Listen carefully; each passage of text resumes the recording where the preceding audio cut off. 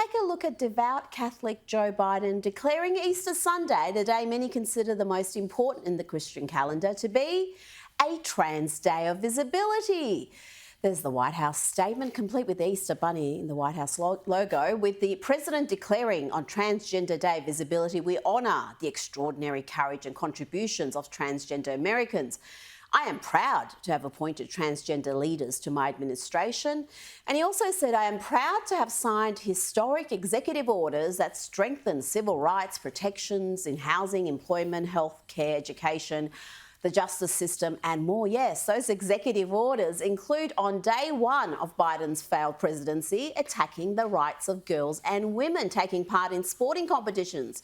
As Abigail Schreier wrote in the Wall Street Journal, on day one, Mr. Biden placed all girls sport and women's safe spaces in the crosshairs of the administrative state.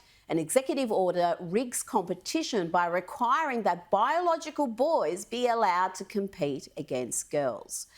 Biden's statement made further false claims about the epidemic of violence facing trans Americans, and he also said this about his Republican opponents.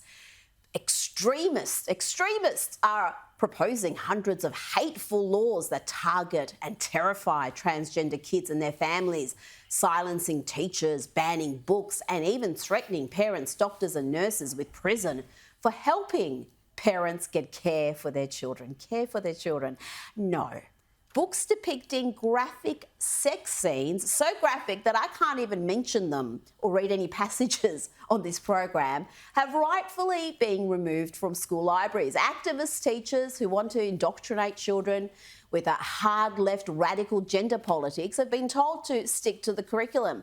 And as for threatening parents, doctors and nurses, well, those who abdicate their responsibilities and give powerful drugs, hormones to confuse children, and even perform irreversible surgeries on vulnerable teenagers as young as 13, and we're talking here about things like double mastectomies, they've been stopped from damaging the bodies of those confused kids. Just saw a shot of Chloe Cole there. I spoke to her on this network. She was given a double mastectomy at 15. She lives with that devastating regret every day. Now, I guess Biden thinks the entire United Kingdom is full of extremist haters because they've just banned puberty blockers for under 18s, just like a number of US states led by Republican governors.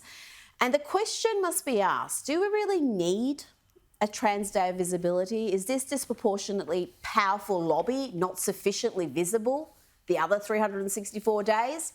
Is there some period throughout the year where this movement is suppressed in the West? And objecting to the very political branding of this movement can be called a hate crime. In New Zealand, police have just launched an investigation after a rainbow crossing in Auckland was painted over. They are calling this incident a hate crime and have vowed to bring the 3 offenders to justice.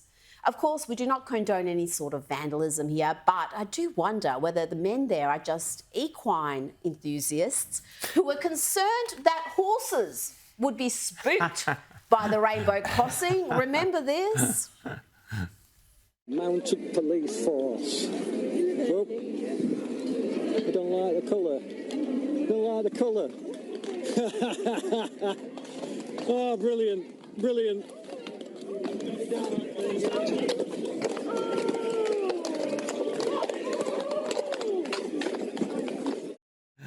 Those horses were found guilty of hate crimes and immediately put down, of course. Before Paul Barry has a meltdown, that was a joke, folks.